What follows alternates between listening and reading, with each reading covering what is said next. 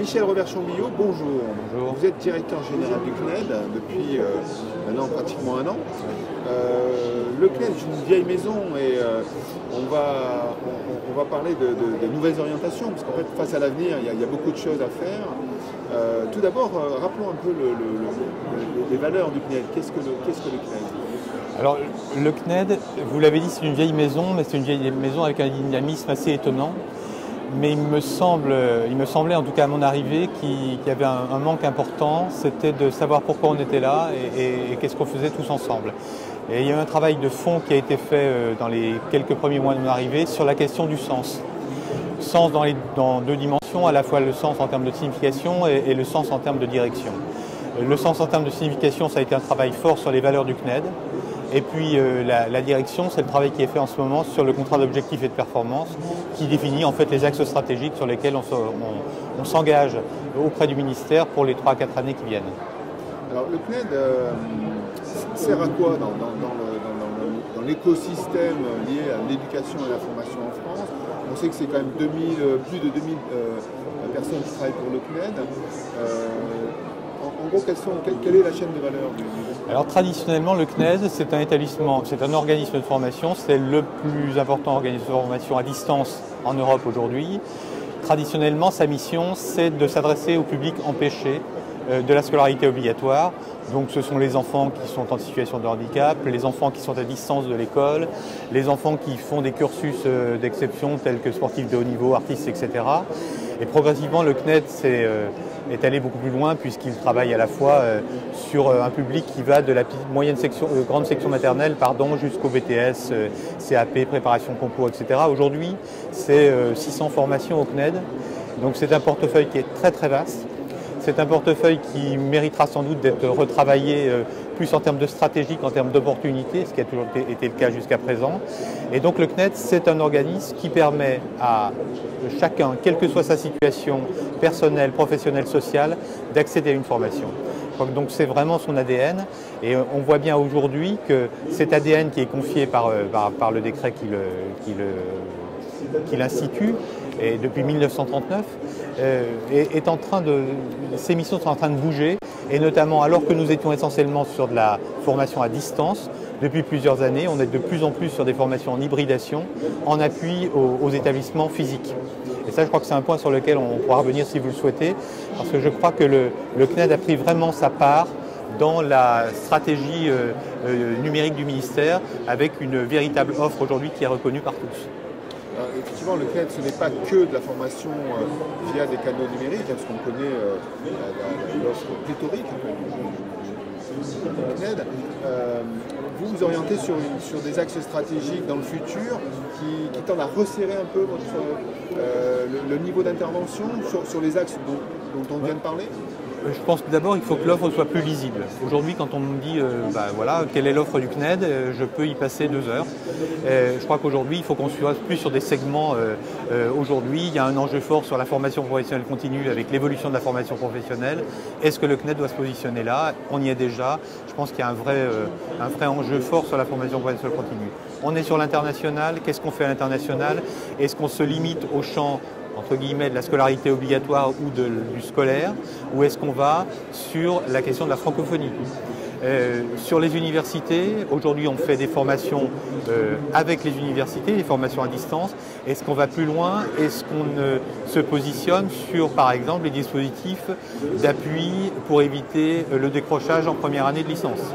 Donc c'est tous ces champs-là qui sont aujourd'hui à regarder, avec véritablement un portefeuille de formation très structuré et très organisé. Donc c'est un peu cette idée aujourd'hui. Mais sur les modalités de formation, effectivement, on est passé de plus en plus sur du numérique. Je dirais qu'aujourd'hui, on est sur du multimodal, puisqu'on fait à la fois de l'appui au présentiel, on fait dans nos formations, dans des formations à distance, on réintègre de la partie présentielle. On a du numérique, mais aussi on a du papier pour des publics particulièrement empêchés ou distants à l'étranger qui ne peuvent pas accéder à Internet. Donc c'est un peu la difficulté du CNED aujourd'hui, c'est d'être un peu sur tous les créneaux, avec des contraintes financières qui sont celles de tous les opérateurs. Et donc on ne peut pas non plus avoir 2 ou 3 ou 4 chaînes d'édition ou de production différentes. On a une chaîne de production numérique. et puis derrière on fait des supports complémentaires. Alors le CNED est aussi sur ce vaste marché, et il n'est pas tout seul. Oui. Donc, quelque part, quand on est sur un marché, je suppose que c'est votre analyse stratégique, vous allez réorienter, vous adapter et voir un peu ce que font les autres. Comment ça peut se passer cette Aujourd'hui relation client? c'est simple, en 15 ans en gros, on est passé de 3 concurrents à 86 concurrents. Donc le marché a sans doute explosé, mais il est quand même relativement restreint. Je crois que le CNED a une image de marque extrêmement forte. Je pense qu'il doit renforcer cette image de marque en affirmant une qualité sans faille.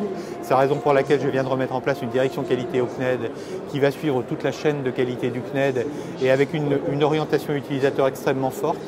Aujourd'hui, le CNED doit être fort sur ses contenus, là-dessus il n'est pas trop contesté.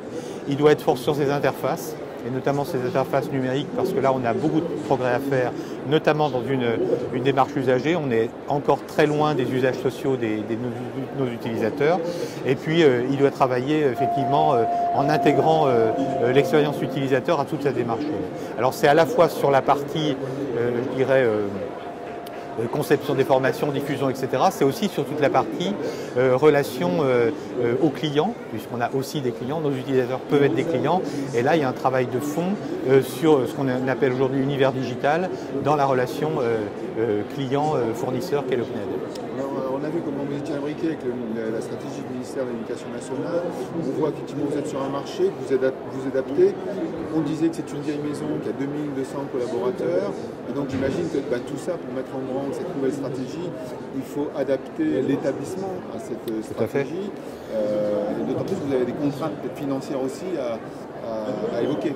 Les métiers ont déjà beaucoup changé au CNED, mais il est évident qu'ils vont encore changer. Des métiers de l'imprimerie, on n'en a plus. Nous ne sommes pas un éditeur, nous sommes un organisme de formation, et ça c'est une culture qu'il a fallu impulser. On a des espaces physiques de production qui ont dû évoluer, puisque justement on n'avait plus d'imprimerie, on est plutôt sur de l'intégration dans nos chaînes de production numérique, etc.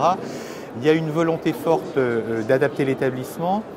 Et je dirais aussi que la particularité du CNED aujourd'hui, parce que c'est devenu un établissement industriel, c'est plus de 240 000 inscrits aujourd'hui, c'est qu'aucune idée n'est bonne au CNED si elle n'est pas industrialisable. Et ça, c'est ce qu'on a du mal à imaginer. On nous dit, mais on pourrait faire ça, on pourrait accompagner tel ou tel élève, certes, mais on doit le penser de façon industrielle à chaque fois. Et ça pose des problèmes énormes. Si je prends uniquement le scolaire, école primaire, collège, lycée, on est à 70 000 élèves. C'est le plus gros établissement scolaire du monde. Et pourtant, on a des conseils de classe, on a des suivis d'élèves, on a un accompagnement personnalisé, on a du tutorat en ligne et on n'a pas un tuteur par élève. Donc cette adaptation, elle est, je crois, extrêmement forte sur les métiers. Et je pense qu'on n'a pas encore défini tous les métiers de demain au CNED. Et on a un potentiel fort au CNED avec des gens qu'on doit accompagner. C'est la vocation aussi de l'école de formation à distance du CNED, qui est l'EFAD, à laquelle j'ai confié 2 missions. Une mission d'université interne, en clair, pour accompagner toute l'évolution des métiers et des compétences au CNED, et puis une mission de rayonnement du CNED en matière d'expertise sur la formation à distance, puisqu'il me semble aujourd'hui qu'on peut être expert vis-à-vis des autres opérateurs, des autres services de l'État qui se posent tous des questions de formation à distance, voire d'entreprises qui cherchent à développer des pans entiers de leur plan de formation à distance. Je dirais aussi que le CNED ne pourra évoluer et se transformer que s'il est capable de s'articuler à des partenariats stratégiques, et notamment des partenariats d'innovation. Aujourd'hui, le CNED a une capacité de production importante. Il a besoin de s'associer à des startups pour développer très rapidement, notamment des interfaces très pertinentes. Et je crois que ce travail-là, il doit se faire en s'associant à d'autres partenaires, publics ou privés. Évidemment, il ne s'agit pas d'une privatisation du CNED, pas du tout. Il s'agit de trouver, je crois, les formes juridiques qui nous permettent d'être à armes égales avec la concurrence. Donc on va approcher de la fin de notre petit entretien. On a pratiquement fait la conclusion. Oui, avec ça. On voit que le CNED se renforce, se concentre et à la fois s'ouvre, c'est ce que vous venez de me dire, sur ce monde des startups, qui fait qu'effectivement, souvent quand on est petit, on va très vite. Quand on est dans une maison, c'est tout intérêt de pouvoir utiliser des gens comme ça. Tout à fait. Alors c'est l'intérêt d'utiliser des startups, certes, c'est l'intérêt d'utiliser des labos de recherche. Et je pense que c'est comme ça qu'on pourrait conclure, si vous le voulez bien. Le travail du CNED, il est très puissant aujourd'hui sur la chaîne de production. Il a beaucoup de travail à faire sur l'individualisation des formations.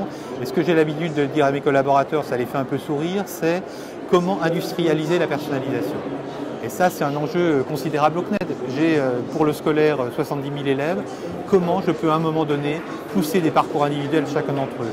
Comment, au personnel qui viennent s'inscrire chez nous en formation continue, je peux proposer non pas des modules de formation qui durent 1 an, mais comment je peux leur permettre d'agréger des granules pour se construire leur formation et être accompagnés. Donc on est en pleine réflexion sur la question des data et des learning analytics. C'est un des chantiers prioritaires que j'ai mis en place au CNED.